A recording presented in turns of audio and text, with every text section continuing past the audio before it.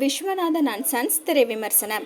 சூர்யா, ராதிகா, மமிதா பைஜு, ரவீனா டாண்டன், சுனில் ரெட்டி, ராஜீவ் மேனன் மற்றும் பலர் நடிப்புல வெங்கி அட்லூரி இயக்கத்துல ஜி.வி. பிரகாஷ்குமார் இசையில வெளிவந்திருக்கும் படம் தான் விஸ்வநாதன் அண்ட் சன்ஸ்.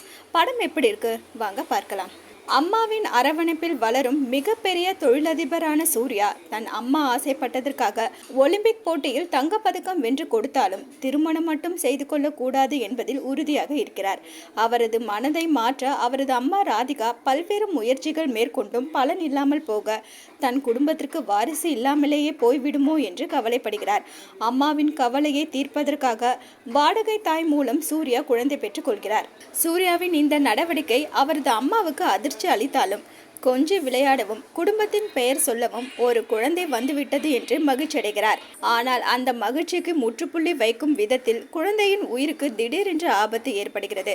குழந்தையை ஆபத்தில் இருந்து காப்பாற்றுவதற்காக வாடகை தாய் தேடி செல்லும் சூர்யா அது தன்னை விட 20 வயது குறைவான மமிதா பைஜு தான் என்று தெரிந்ததும் அதிர்ச்சி அடைகிறார். குழந்தையின் நிலையை சொல்லி அவரை அழைக்கும் போது பணத்திற்காக வாடகை தாயாக இருந்த மமிதா பைஜு அதே பணத்திற்காக குழந்தையை காப்பாற்ற சூர்யாவுடன் பயணிக்கிறார். ஆனால் நாளடைவில் தான் பெற்றெடுத்த குழந்தையுடன் அதன் தந்தையான சூர்யாவையும் காதலிக்க தொடங்குகிறார். வயது வித்தியாசத்தை காரணம் காட்டி மமிதா பைஜுவின் காதலை நிராகரிக்கும் சூர்யா திருமணம் செய்து கொள்ளாமல் இருப்பதற்கான காரணம் என்ன?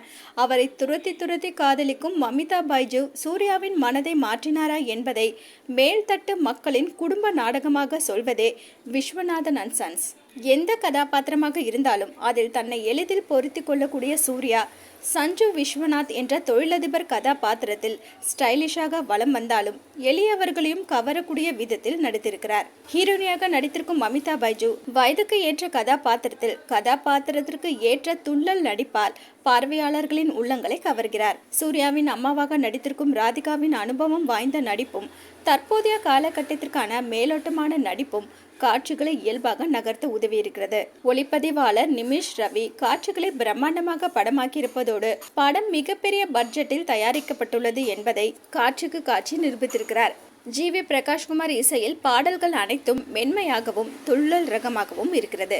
மெதுவான திரைக்கதை என்றாலும் பார்வையாளர்களின் முழு கவனமும் திரையோடு ஒட்டிக்கொள்ளும் வகையில் காட்சிகளை தொகுத்திருக்கிறார் நவீன் நூலி.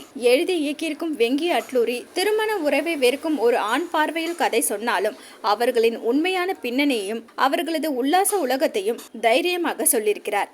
எளிமையான கதை, மெதுவான திரைக்கதை, இலகுவான காட்சிகள் என்றாலும் படத்தின் ஆரம்பம் முதல் முடிவு வரை பார்வையாளர்களின் முழு கவனத்தையும் கட்டிப்போடும் விதமாக படத்தை நகர்த்தி செல்லும் இயக்குனர் வெங்கி அட்லூரி மகனின் வெளிநாட்டு பயணத்தின் பின்னணி தெரிந்தும் அவரை கண்டிக்காமல் அதை சாதாரணமாக எடுத்துக்கொள்ளும் அம்மா மனநிலையை காட்சிப்படுத்திய விதம் நெருடல். மொத்தத்துல விஸ்வநாதன் அண்ட் சன்ஸ் குடும்பங்களின் கொண்டாட்டம்.